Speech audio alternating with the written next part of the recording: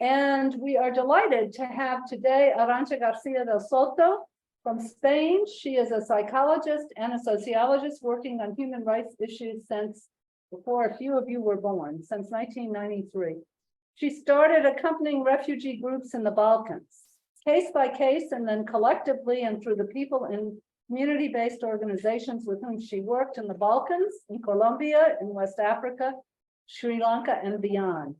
She collaborates with these organizations, with families of the missing, and with women in exile through the International Criminal Court, the Truth Commission, and the Special Jurisdiction Courts in Colombia, and the human rights sections of multiple international organizations.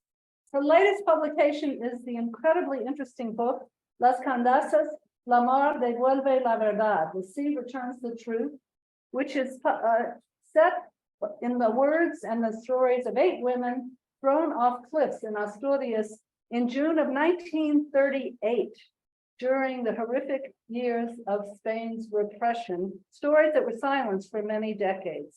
The core of her book is to focus on the testimonies of family members, including 3rd and 4th generations, with a strong emphasis on gender perspectives and intergenerational pain.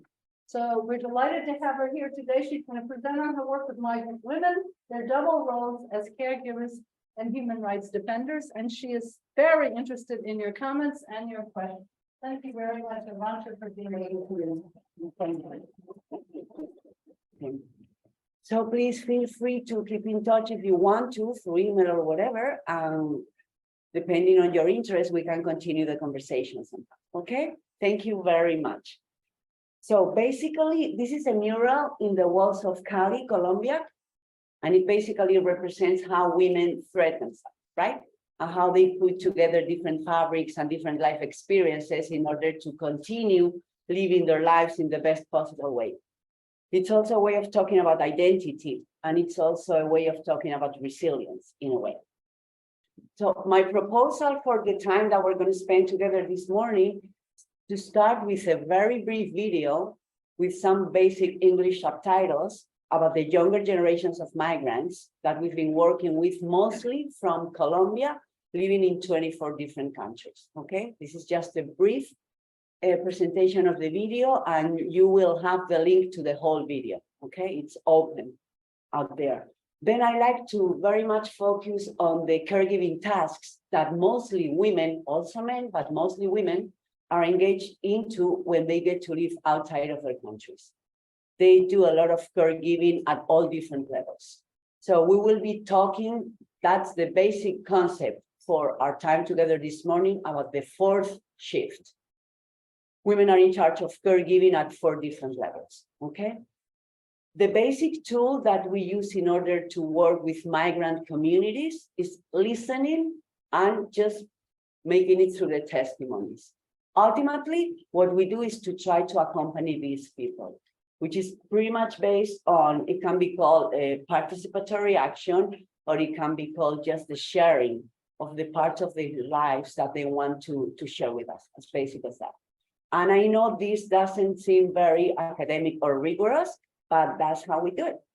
So probably we have some things to share and to talk about in that regard. Ultimately, the goal of today is to acknowledge the diversity among the different migrant communities, focusing on the genders and specifically on what's going on with some women migrant communities out there, okay? And then I'm very much looking forward to hear your ideas on what is it that you're doing, what are your interests for the future, what are somehow the linkages between your interest and some of these topics.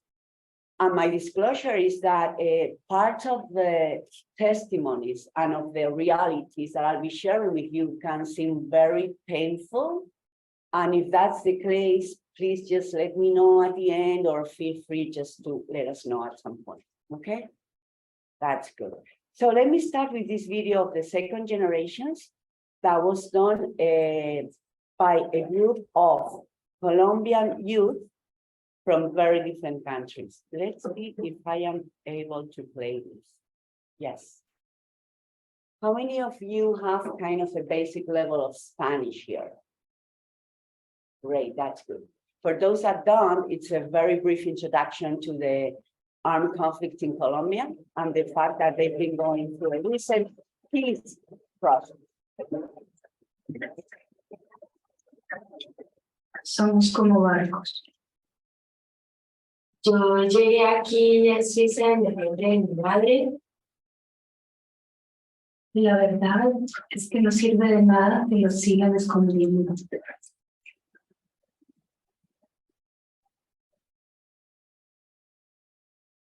En el avión, cuando se cierra la puerta del avión y que se desconecta el avión del tubito ese, ahí me di cuenta de lo que fue ahí.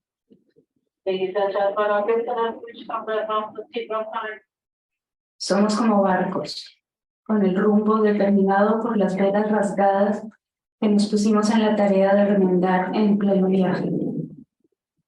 Cuando yo llegué al aeropuerto, mi padre obviamente sabía que yo había crecido desde lejos. Él aún así psicológicamente esperaba ver salir una niña, la niña de 11 años.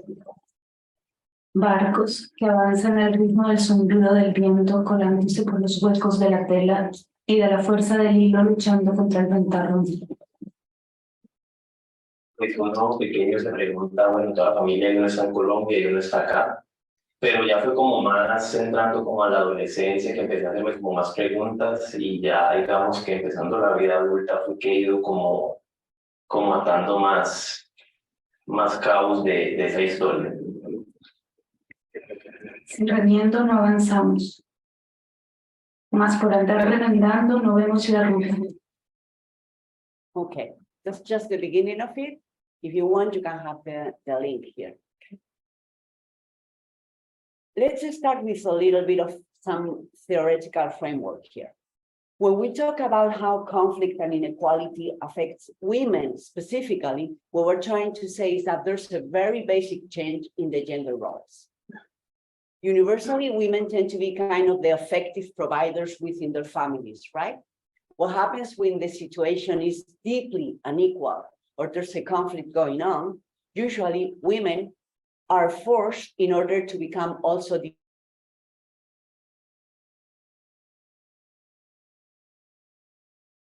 connected to very unequal situations and conflict situations, as basic as that. Then, of course, what we have is that some new violence might overlap with this other violence connected to inequality, in the sense that it's proven that many of the women that experience sexual violence in conflicts think about kind of acute conflicts, like the conflicts in CAR in Central Africa, or some of the past conflicts in Colombia 10, 15 years ago. On top of being sexually abused, usually by the other group, okay, perpetrators, many of them also experience domestic violence afterwards. Why is that so? And let me overgeneralize here. They go back to their families, but they are not the same women that they were before the conflict. And in that regard, things need to be negotiated in a way. There are very few publications on this double violence, first sexual violence and then domestic violence. And if you're interested, I can share those links with you. What also happens is that the generational gap increases. Only today, we were spending some time in the morning with this woman that was talking. She was originally from Puerto Rico, and she was telling us about her two kids and how they are completely fluent in English while she doesn't speak English. That's kind of the common trait, right? The language trait, but it's so linked to identity, to all the cultural differences and to all the experiential realities. And that gap is there. And because most of us have migrants in our families, or we come from migrant families, would you agree with this? Yeah. We are probably very aware of those silences or those very intense conversations about the cultures that were left back behind. What also happens, given these realities, is that we need to keep on learning how to work around masculinities. There's no way we can improve the situation of the different genders if we do not include men. Now, we should remember this, always underlining this, okay? But let's talk about the realities specifically of migrant women, okay? There's a very high demand in the working sector of caregiving, as you can read there, especially in countries of Europe, to take care of the elderly people and the kids. And it has a lot to do with demographics, in the sense that Spain, for instance, it's a deeply aged country. And many of the family members that can afford it and can pay for a caregiver, they will be hiring migrants, simple as that. I know that's the case also in the US for the people, again, that can afford it.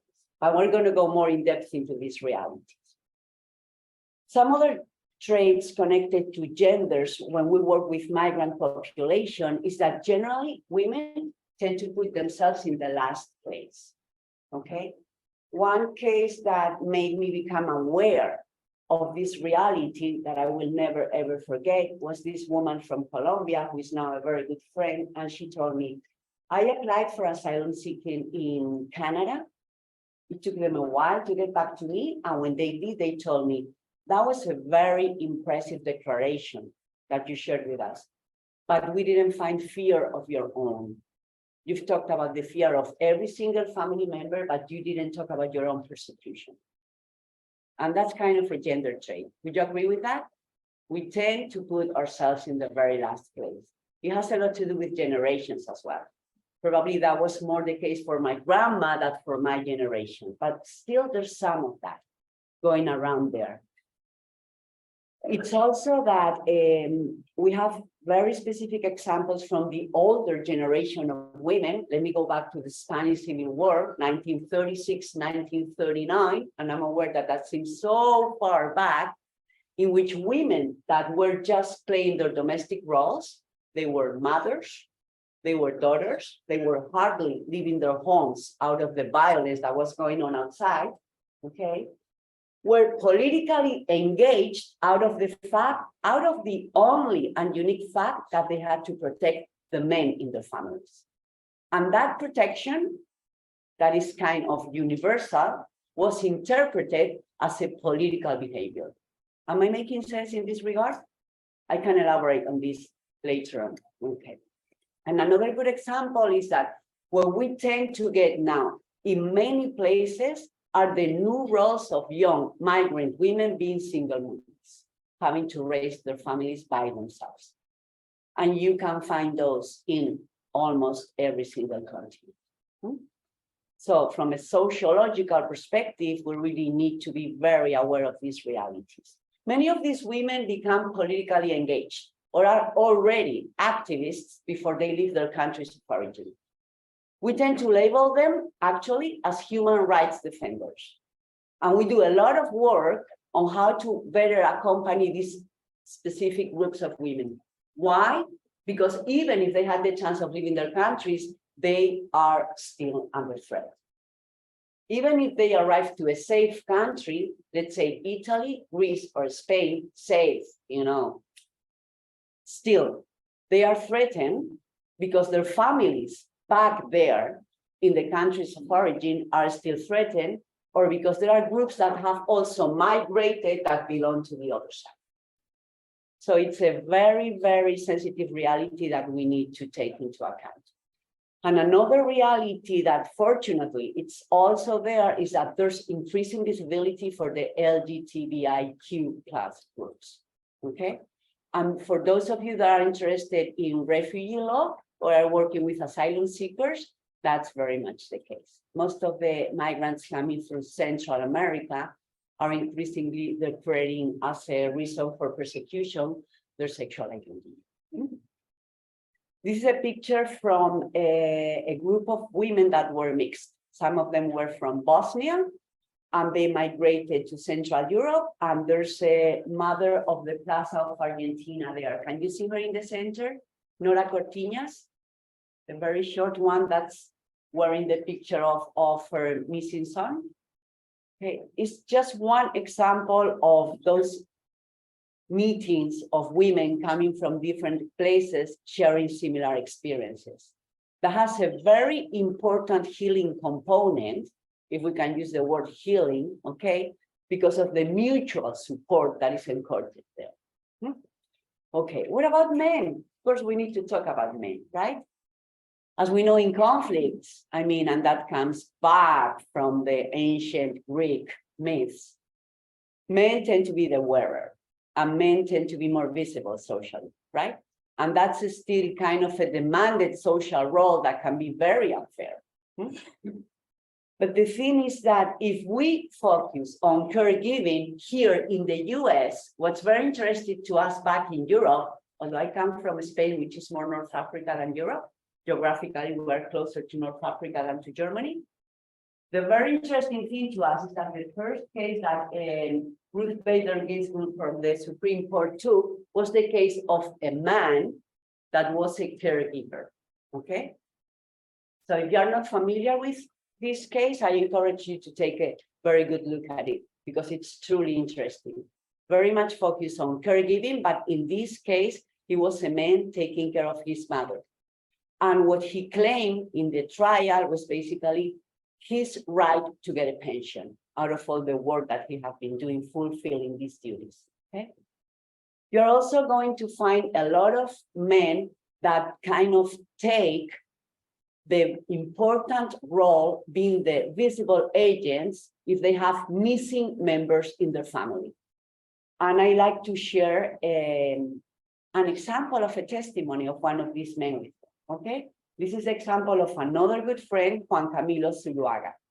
You're going to get the link to the documentary that they've put together on the life of his father, but mostly focus on the search that his son, Juan Camilo, has been undergoing. Juan Camilo has been pretty much the visible actor in charge of taking care of this search. Let's see if I can do this. No. Give me some time. Thank you for being patient here. Okay, now it's the time for me to ask for help, I guess. I have many disabilities. This is one of them. Thanks. No, that's not it. No, it's that's the longer documentary. This is just a brief extract of an interview that Juan Camilo agreed to give. Como para estudiar una clase, se resolver los asuntos pendientes.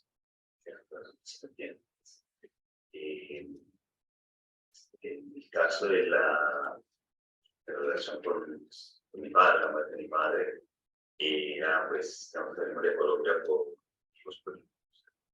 La actividad política, tanto de mi madre, desaparecida, pues por eso, por de mi madre. Y de ahí entonces era también, mientras él estaba vivo, él era el que llevaba adelante, ¿cierto? Por eso se había delegado, digamos, de una forma silenciosa, implícita, él era el que llevaba adelante. Pudiendo él, las preguntas que nosotros habíamos delegado que nos respondieran, o digamos, lo que nosotros esperábamos de alguna forma, diciendo esto es todo, esto era todo un trabajo, una relación inconsciente, le llegamos a ti para hacerlo, no, era él el que lo hacía, nos quedamos esperando más tiempo. So Juan Camilo's father was a top guerrilla member, and it was, sorry, I think I made a mistake. It was his mom who was disappeared when Juan Camilo was 5 years old. And his younger sister was 1.5 years old. Can you imagine? And the only physical thing that they got left from his mother was one of her shoes. She was pushed into a white van that's familiar with Guatemala and many other Latin American places. But I mean, one of her shoes was there left on the road, right? So they started the search for the mom. They haven't been able, as of today, to find her remains, but they continued the search. So after Juan Camilo's father died, he took over being the visible actor to continue the search. Let's go back to migrant women, okay? As we know very well, what migrant women experience is they left back their countries of origin and they need to rebuild themselves one way or the other. It's about the identity, it's about the language, it's about the culture, it's about the new roles that somehow the new society put up in them, one way or the other. And it is also the case that many of these women, if they were not working outside of home, they have to start working outside of home. And here we already have 2 shifts. I'm going to be talking about 4th shifts today. And I'm already introducing to you 2 shifts, okay? The first one is this shift, the obligation to be the emotional care providers inside of home. And when I say the obligation, it's because this is a whole debate, especially under a feminist framework that we'll be talking about. The second shift is this visible work that women get outside of home in order to make money, in order to be able to afford having savings to provide for whatever is needed out there. Those are the first 2 shifts, okay? What happens here is that when some of these migrant women are also human rights activists, let's give an example. Imagine that they are part of a group of migrant women in the country of arrival that is asking for the fulfillment of some of the rights they should have.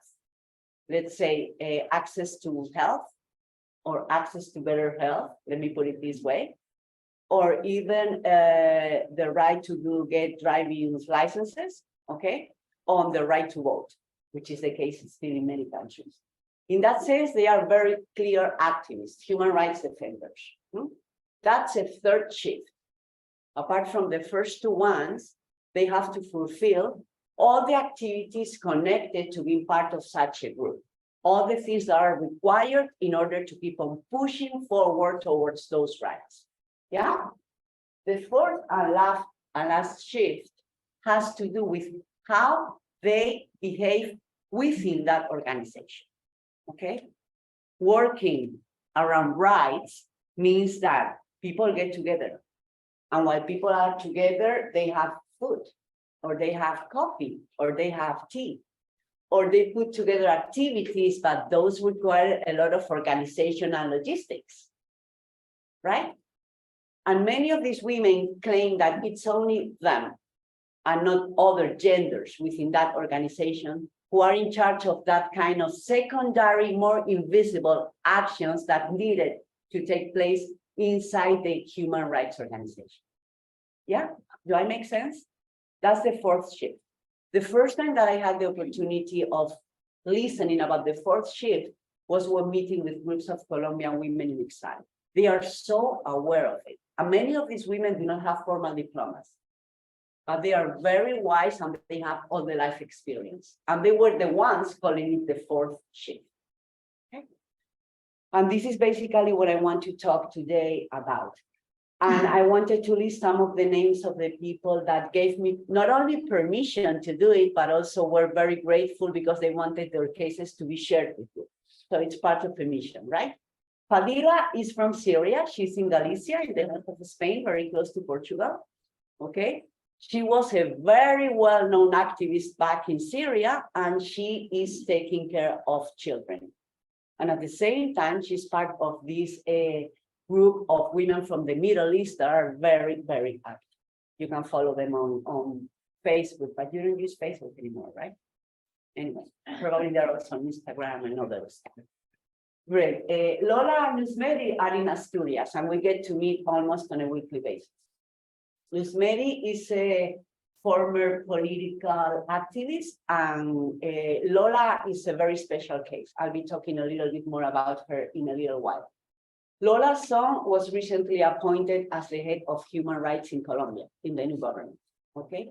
While it's been his mom, who was the person that during the last 30 years was doing everything around activism in the area of the Caribbean Sea in Colombia, around Barranca and Barranquilla. Then we also have Suhaila in Rome, which is a translator, and she's been a bridge between the Colombian women and many of the Middle Eastern women in Greece and Italy, out of the way she's been doing with interpretation and translation, okay? But we also need to consider the new generations of women migrants that define themselves as bicultural, in some cases even tricultural, who've had the privilege and the opportunity of expressing their identities and the situation of the older generations in their families by using artistic tools, artistic means. And I would like to share a few of those with you, right? Those are more visual and much more effective than PhDs. And I forgive me for being so blunt, but when we talk to average audiences, they're like, oh yeah, I mean, let's have videos, you know, those are much more clear and we don't have time to read all that. So there we go. Basically, as I told you, what we use are testimonies, okay? And it was Paul Farmer saying that in academic circles, few rewards are given for the sort of candor of working with testimonies. But still, we find those very, very useful because at the end of the day, spending time with people, accompanying people, being open to learn from those people, and being also very willing to try to support them in whatever we can, which sometimes is not a lot, has a lot to do with these very small gestures. You can read those by yourself. Then there's also a wonderful new book that just appeared by Judith Herman, who is kind of a very well-known scholar here that works with different groups, migrants among those groups, that talks about their sense of justice and what is it that they want, you know? What happens when you ask these people, what is it that us, other people with more privileges can do to help your goals, to help your process? And at the end of the day, in many of these cases, we are talking about this search for rights that the migrant groups want, and it becomes very psycho-legal. So we have to do a lot of work with the migrant lawyers or with the legal people, paralegal people that are also working with them. Let me move now about listening, the testimonies, the attempt to really accompany and follow up for a long time. These are some of the testimonies that not the women, but the interviewers, Italian women working with them, were sharing about their role as interviewers. And you can read those by yourselves, right? But basically what they are saying is that, of course, it is not so easy to reach out to migrant women. Yet, when it happens, these women intuitively understand that our engagement proposal is different, alien to the bureaucratic logic of the migrant welcoming system. It's about the authenticity of the listening. It's also about making sure that the main actors here are precisely those people and not the professional roles that we can play around them. And having that time, the opportunity, and thanking the energy they are putting in retelling their stories again.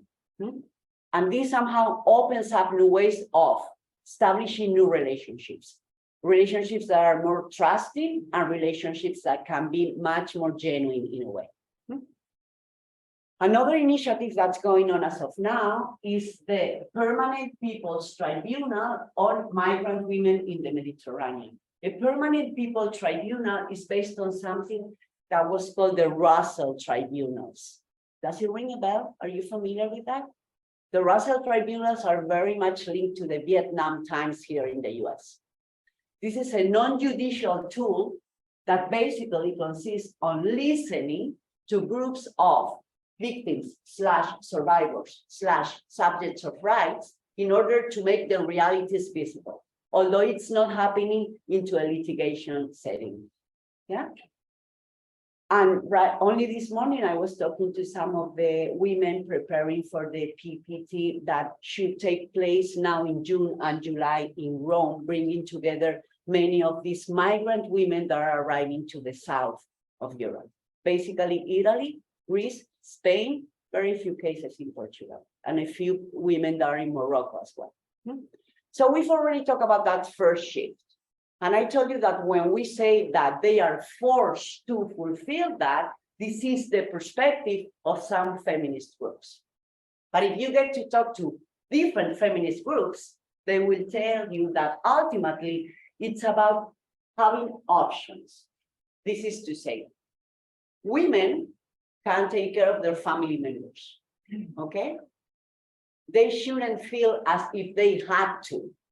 The ideal situation here is having the opportunity to make a decision and say, I want to do it. While some other women will tell you, you know what? No women should do this because it's a looting of their personal time. And doctors can tell you, there are some studies out there, that women after 50 tend to have not as good health, worse health than men. That is very much connected to all the caregiving tasks that they've been engaged in. Am I making sense in that regard? Okay. So I would like you to remember that there are very different approaches regarding this point, but this is a very important point, given the universal role of women as caregivers within their family, okay? If we look at it from an economic perspective, I mean, these represent huge numbers in the GNP of Spain, for example, just imagine, okay? And there's also a very important social value here. And it also happens here because I get to hear from my friends in the US. We are so lucky that we can count on the support of the grandfather and the grandmother. Have you heard that argument before? No, I guess you're too young. Have you heard it too? And some people will tell you, we have no family support, which makes things very difficult for us, right? They have to pay for babysitters, or they have to look for the right institution, whatever. But let me just very briefly go through again the reality and the statistics here, okay? We tend to assume that we know this. These are the activities that are non-paid, and when we try to make an estimation of how much these are worth in dollars, in euros, it's quite something. The very first one, I mean, the most expensive one, is around cooking, food shopping, and taking care of the things that are in the fridge, okay? But just take a look at the value of the time women put, especially when compared to men, only buying clothes and taking care of clothes, okay? The washing machine, the drying machine, the ironing for those people that still do it, right? Can you see it there? Cuidado de la ropa. It's the previous to the last one, just for us to get an idea. Let's talk now about that second shift. Those visible works are caregivers, okay? This is a book that recently came out in Spanish, and it collects testimonies, and it also has a sociological and economic framework regarding this visible work of most of these foreign migrant women taking care of the elderly people mostly, and the very young few kids that they get in the countries of arrival. I was also amused when I ran into this picture a couple of years ago, which represents somehow the reality of some migrants from Central America here in the US, right? And of course, there's a whole job market out there that is different regarding the countries. When we were working with the Colombian Truth Commission, with the Colombian people out of Colombia, the geographical territory, we had the opportunity of working with some of those communities that had lived in Australia. They were still in Australia. Their situation was very different to the Colombian migrants in Spain. The Colombian migrants in Spain were basically focused on going into private houses to take care of the elderly or the kids. While in Australia, they already have these huge companies to do cleaning at a very large scale. And when a new Colombian migrant arrives, they know that there's a very high probability for them to find a job in one of these companies. That's very different, right? From the perspective of the expectations, but also from the very economic perspective of, wow, I'm going to have a good salary even 2 weeks after I arrive. When women are caregivers, if we look at the economic and social realities, can be also quite a realization, right? 2/3 of the manual workers in the official caregiving sectors are foreigners. The majority of them come from Latin America and Asia. In South Europe and even in Central Europe, We get a lot of women from the Philippines, we get a lot of women from Sri Lanka, and we get a lot of women from Pakistan doing these jobs. Along with the Colombians, with the Mexicans, and still we do get women from Chile and Argentina that are engaged in the caregiving sector. Despite the fact that they were the very first migrants arriving to Europe back in the 70s, running away from the dictatorships, yeah? Many of them. More and more also, we are getting women from Africa engaged in caregiving. And of course, the reality of the job market in Spain is not only that these women, when they arrive, they don't have the right support network, they don't have the knowledge of the right, they don't know about the legal system in Spain, but it's also that from an objective perspective, domestic work is excluded of the workers' rights statute, which means that if you have an accident while you are implementing domestic work inside a private home, even if you have a formal contract, you will not have access to the health system. Or you will not have access to unemployment either. Can you imagine? This is a very clear discrimination that men, but mostly women, have been fighting against. Here are a few examples. I mean, there are very good recently written articles, and the title of one of them is just very, very meaningful. It says, I had to leave my mother back there in order to take care of the mother of someone else when I arrived here. Simple as that, yeah.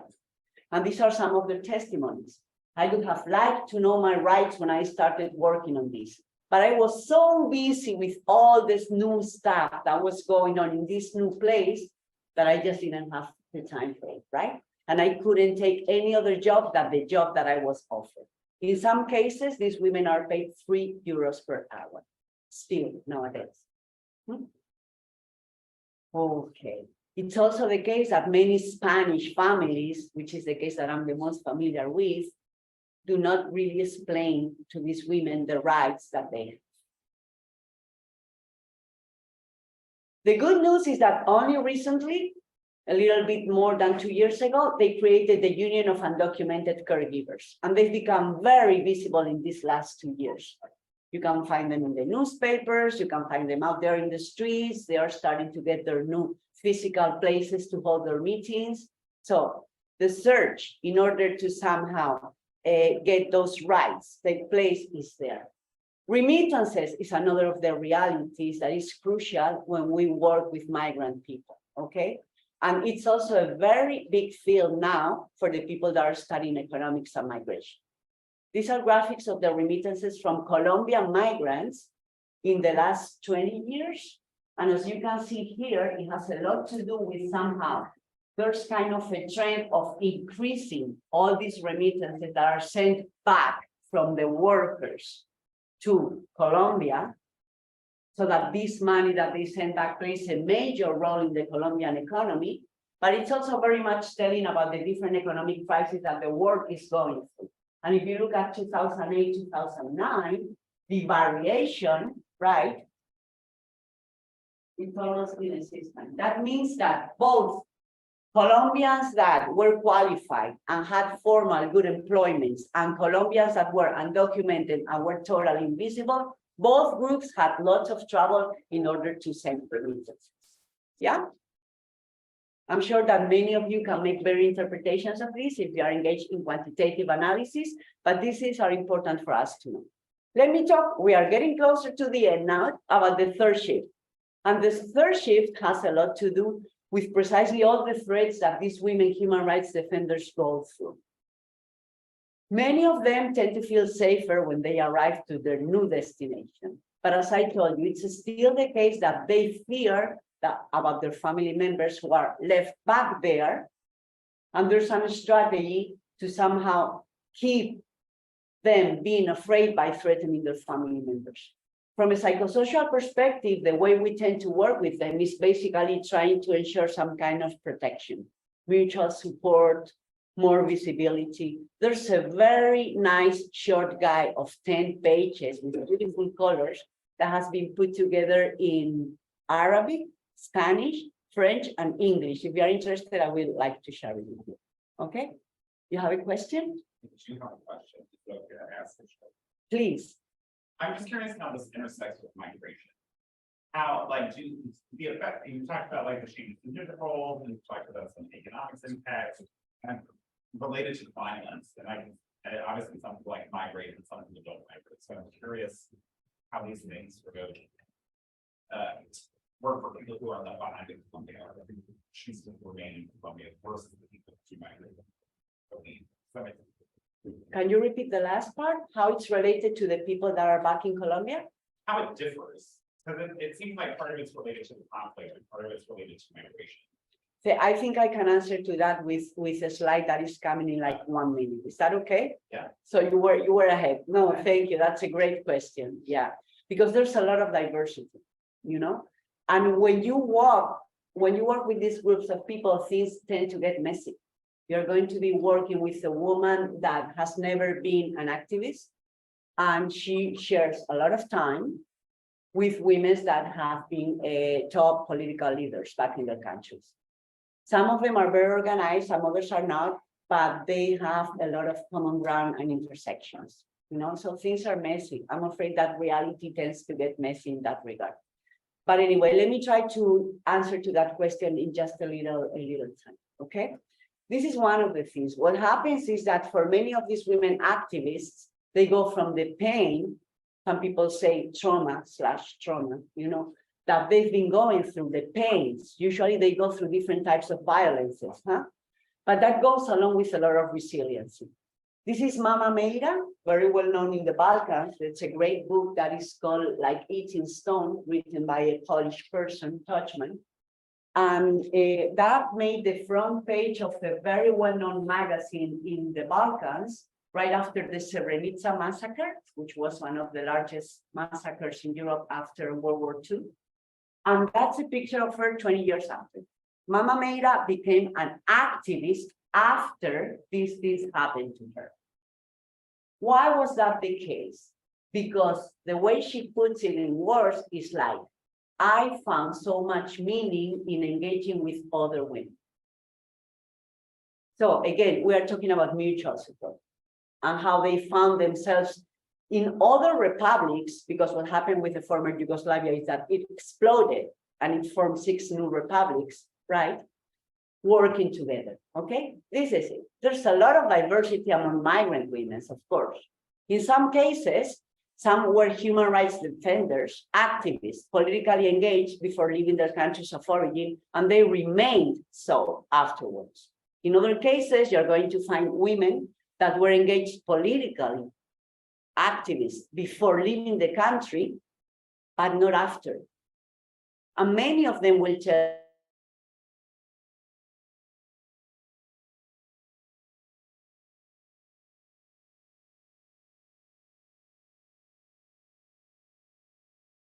my daughters did not like my political activism.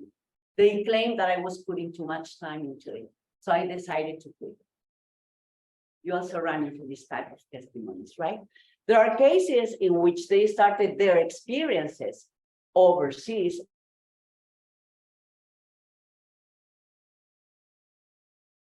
Surely, they ended up being very engaged in activism. Basically, when they became aware of the very unfair conditions of the new working markets, slavery conditions in many situations, okay? And there are also cases in which they've never been human rights defenders. They are not human rights defenders in the new country, but unavoidably, they keep on running into different activisms.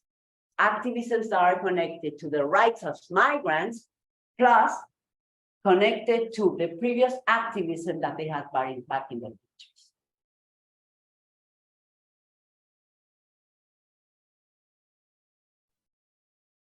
So in that regard, maybe you can help us to make it more linear, you know, with follow-up research here. This is one of the most typical images from Colombia, okay? La guerra nos ha maltratado, que la paz no signifique. Women from the Balkans, okay, calling for their missing men after Srebrenica. Women from some of different of the republics of the Balkans in Central Europe also, international solidarity with the mothers of Plaza de Mayo in Argentina. And let me share now with you some testimonies that might help to clarify this. How much time? Yeah, I'm almost done here, okay? But in that regard, maybe I should leave the testimonies for you to watch them if you are interested afterwards, okay? Busco Well, a Humans dos familiares, a dos hermanos y a una sobrina que fueron desaparecidos en Colombia, pero detenidos desaparecidos en el marco del conflicto armado. Ya llevo todos estos años en este proceso. Y bueno, por motivo del mismo conflicto en Colombia, tuve que salir de mi país y ya llevo 12 años fuera de Colombia, vivo en España y de aquí llevo un compromiso y tengo un compromiso con la búsqueda. So they keep on meeting outside. More testimonies here. Let's talk about the fourth shift now that we're getting close to the end, okay? The thing about the fourth shift is that it's still pretty invisible. So there's a whole field for new research there. I encourage you to do it if you are interested. And Lola is a very good example. Lola is very good friends with Ruth Mary, that you just heard of, right? And Lola has been an activist her whole life. She was an activist before she was threatened. Many of her friends were killed and she had to leave Colombia. And it's only a few months ago that her son was appointed to be this human rights officer in the Colombian government, okay? Nobody knows Lola. Nobody knows her, but everyone knows her son. She laughs about this example. She's of course very proud, but it's a very clear reality. And Lola is very outspoken when talking about this fourth shift because she's a top activist and she puts a lot of time in organizing events, putting together the logistics, the coffees, inviting the people, making the phone calls, making sure that they get paid, all these things that they know about. Another example of the fourth shift is that many of these women keep on writing their testimonies and about their realities to make it visible. And they do everything themselves. Not only the writing, but the editing, the dissemination, they pay for everything with very little support. Let me run through it. You can have all of this, okay? But I want to go to the end, not to make you too tired and to have some kind of conversation. Ooh, screen sharing has to stop. Ooh. Okay, screen sharing. There we go. But no, what I want to do, yes, super. This is going to work much better. You have, I mean, what I tried to put together for you today were lots of examples from different migrations geographically in Southern Europe, but also a few examples from not only women from Latin America, but also women from Palestine, from Syria, that are in Greece, in Italy, in Spain, and in Portugal. But let me finish here. Sorry, let me try to find it. Yeah. With some examples from the second generation and the artistic tools that they use, right? I can do this. Yeah.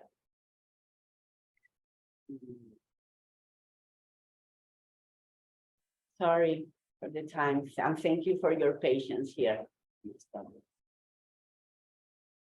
Okay, so what's going on now with all this research about migration is that for most of these people, what's very important in order to achieve their new rights as migrants in the arrival country has a lot to do with what we call psycholegal work.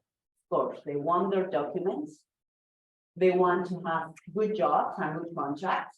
And in order to do that, more people coming from different disciplines need to get together. So it's social workers, people from education as well, psychologists, lawyers, paralegal people, okay? Only a few days ago in New York, people were sharing about these migrant lawyers that are so expensive and so inefficient at the same time. So sometimes it's really hard to find good people. Psychologists, by definition, tend to be the more inefficient, you know? If you talk to people, they will tell you, oh, that was very nice talking to him or to her, but what we really need is something very good. But one thing that more and more people are very interested in migrants themselves, migrants with cases in the Inter-American Court, and migrants that are not undergoing litigation, is about how to measure damage so that they can be more acknowledged, so that their migration experiences can be better acknowledged. And they will tell you things like, I was in my first year of college or university, and what happened there is that migrating completely broke down my life project. Or I already had a baby, and me and my husband plan to have more babies, but because of the new situation in the country of arrival, that never happened. We are talking about something that might seem very obvious, but that needs to be measured in order to be considered, not only from a social approach, but also from a legal approach. Because ultimately, these things are connected to what we call reparations in some litigation cases. Do I make sense? Was I able to describe the sequence? So these things are kind of important. But forgive me, I'm very happy to share all the slides and many more materials with you.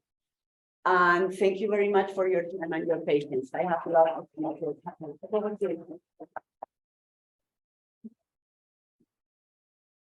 So we have some time for questions and comments. Here you go, yeah. So would you say that some of these women left their countries due to like already being political activists, or like, and then some of them just left the Netherlands? So like, what is the difference with that? So, let me put it in terms of examples here, right? I mean, the Colombian case is a very good example, and Father Deru will probably can share with you lots of examples that became more visible and documented under the Truth Commission. But many of these women were politically engaged, that were leaders in the regions, you know? And what happened usually is that they got threatened and they had to leave. Some other women were not politically engaged, they were not activists, but they experienced different types of violence. Oh. They were threatened or they experienced sexual violence, or some members in their families were threatened, and in kind of a contagious experience there, they were advised to leave. So when we talk about violences with an S, it makes a lot of sense because there are very different types of violences. So when you listen to them, they will tell you these stories with lots of nuances that helps us understand about the different types of violences that usually overlap. That's another thing there, you know? And in many cases, the violences that they experienced were very much linked to these caregiving roles, one way or the other. Sure. So I'm going to ask you a question about the last slide that you put up about needing to figure out ways to quantify harm. And I feel like that in the reparations processes that we've seen in transitional justice to date, there have been commissions set up, reparations commissions, in which decisions have been made, for example, to provide money for people who are survivors of sexual violence. And then the criteria is very complicated as to who qualifies to get such funds. And there also becomes this notion of somehow the funds are going to repair the damage. So I'm wondering if you've given more thought to this issue of quantifying the damage. What appeals to me about your last slide is it suggests that the survivors should be a part of deciding what should be offered for reparations.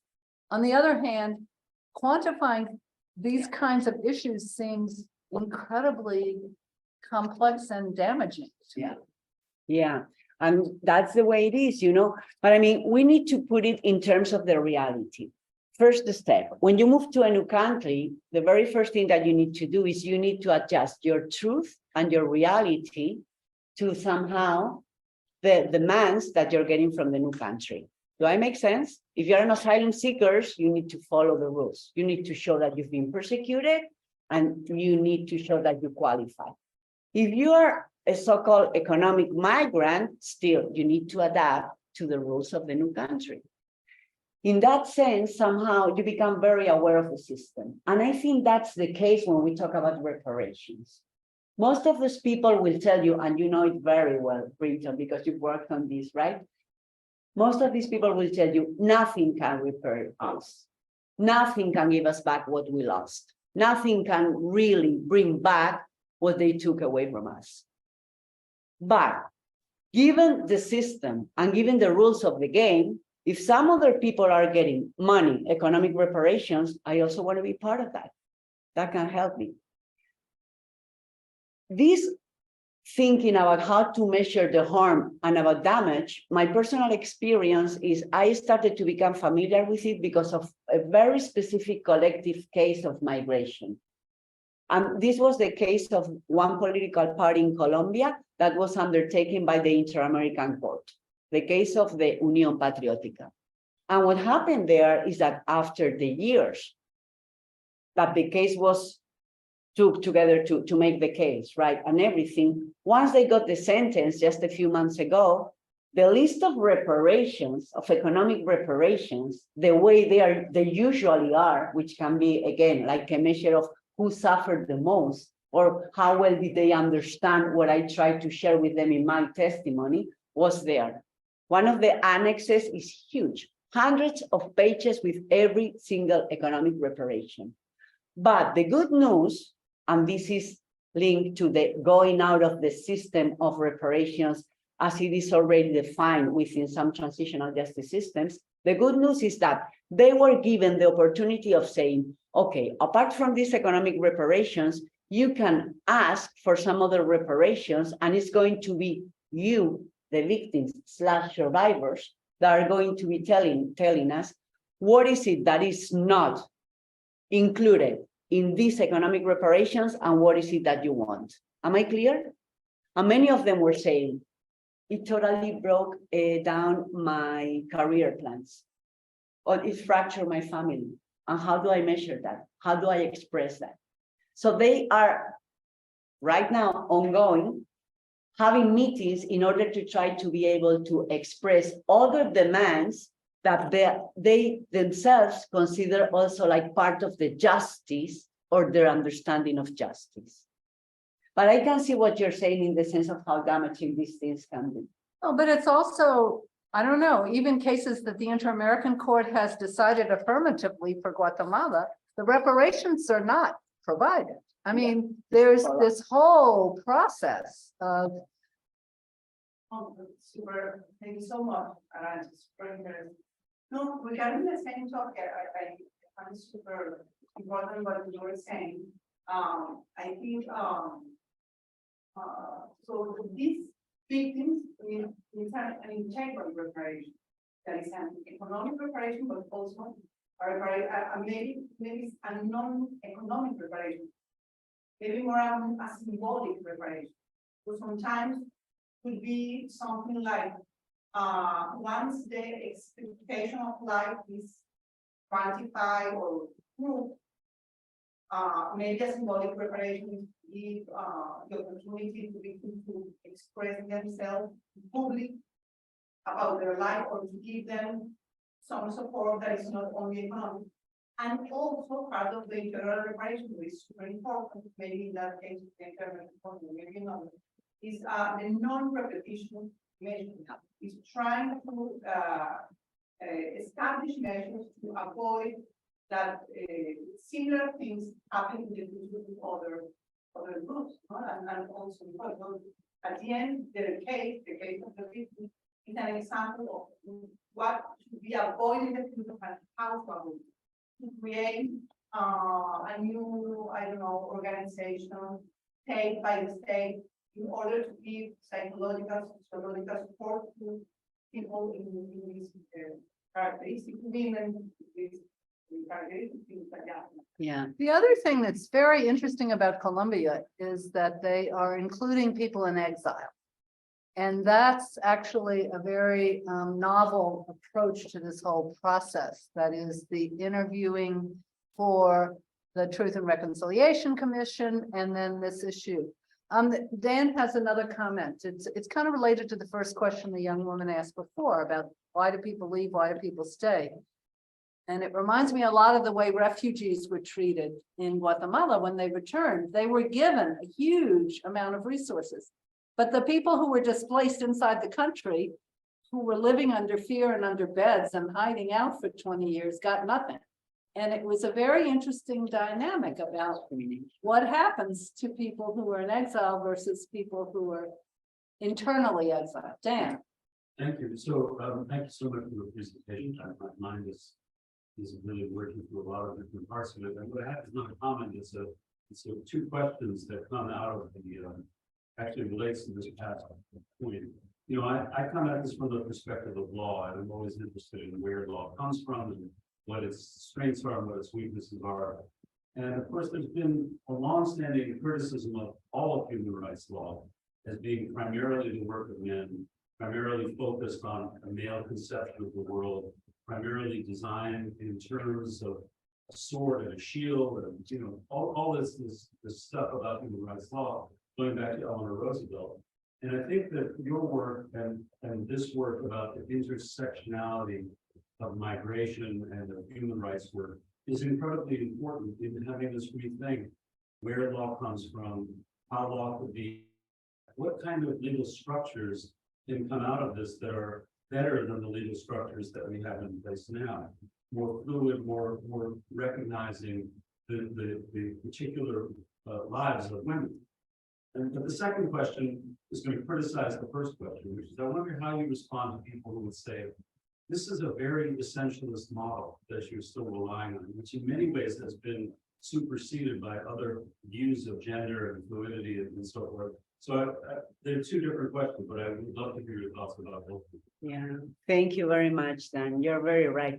There's a very clear example now with the Colombian Truth Commission. Well, thank you very much first, Anna, for your comments, because yes, I mean, transitional justice, and it's very clear again in the Colombian model, right? Towards a peaceful transition.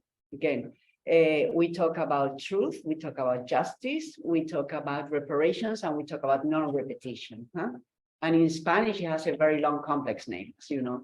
Anyway, going back to your question, then, the good example or the positive example that's on the making coming from the Colombian Truth Commission is that given the visibility that the Truth Commission gave to some groups of people in exile, there's a law on the making about potential returns, which all the risks and the dangers that Brinton is mentioning, that they experience already in other countries, right? Discrimination, not understanding on the people that were left in the country, all these things. But I think that being able to make visible some of these realities, it's always good because it can be connected, if not to law propositions, at least to regulations, or at least to change in the perceptions of people. And that's a very first step toward better systems, one way or the other. So things happen there. We had a very similar example with the determination of rape as a weapon of war in the Balkans. And we witnessed that process. That's another positive example, right? Yeah. So, but I do get your second point. Fortunately, other genders are also becoming more and more visible in this regard in order to try to show how complex the realities are.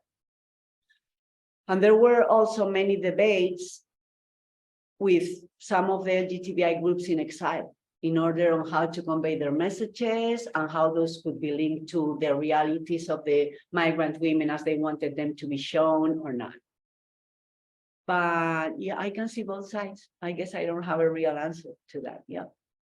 It's a work in progress like everything else. I think so. But it's a complicated question, I think, particularly because there is this fluidity. There is this, you yourself said, LGBTQI plus people are more pushing their issues to the forefront, and Daniela's worked with these cases, so we know. And yet at the same time, it's a little bit like the diversities and the particularities, is how do we look across situations for what is similar, and how do we recognize that we can't, these are not cookie cutter solutions, that they absolutely are different depending upon Yeah. not only each country's realities, but each person's lived experiences, and then each subgroup within each country. Yeah, I mean, for me, I would say a category can be sufficiently well developed to structure research without one having to assert that it's totally perfect. You know, that there isn't fluidity at the margins of the category. So I think that identifying a research category is not the same thing as postulating, you know, there are only two sexes. You know, so I think there is a middle ground between those. Right, right, except I think it's perfect, it's profoundly challenging. I mean, psychology is a great sinner in that regard, because of continuing to categorize people as male or female, when all of the theories suggest that that's an absolutely inaccurate way of categorizing people. Because once they're categorized, the theory about us develops in a particular set of ways, and you land in the kind of example that you gave about the law. Particularly because patriarchy is still very much a part of all of our lived experiences. But thank you for that makes me think, sorry, just that makes me think of something that I think it's very important to underline. I'm not an academic. And what I try to do with some of my colleagues is to accompany these cases. So what we try to show is the way the people we accompany or the people we spend time with view the world, you know?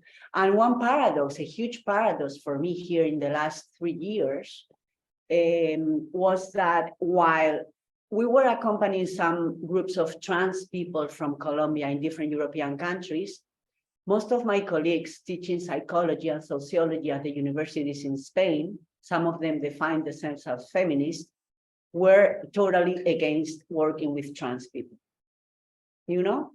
So this is for real, and it's happening not only in Spain, but also in some other countries. So at the end of the day, the way we approach it, I personally approach it inside the we, is we are accompanying and we're working with these people, and we're just following them, you know? Yeah. You have a Please. comment and a question? I have a question. So I'm currently doing community participatory research with Chinese international students at Boston College. So there's some similarity, some difference, but you know, women coming to a different context. And one of the participants recounted that these women in a new context with so many demands, as you said, and so vulnerable, often end up in situations of intimate partner violence, as you had sort of alluded to. But I'm wondering, does that happen as well in the new context? So with the man from the host nation, not the original partner.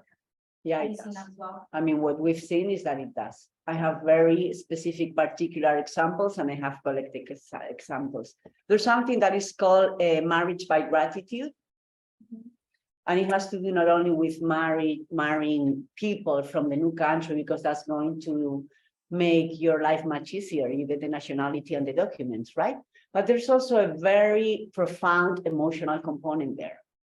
These are people that were supporting you. It all ends up in a very close bond. People end up marrying not only because of the documents, but also because they feel that they are getting some kind of support that they've never gotten before with any other of the citizens of the new arriving country. This is pretty common. We've found out in Italy and in Spain.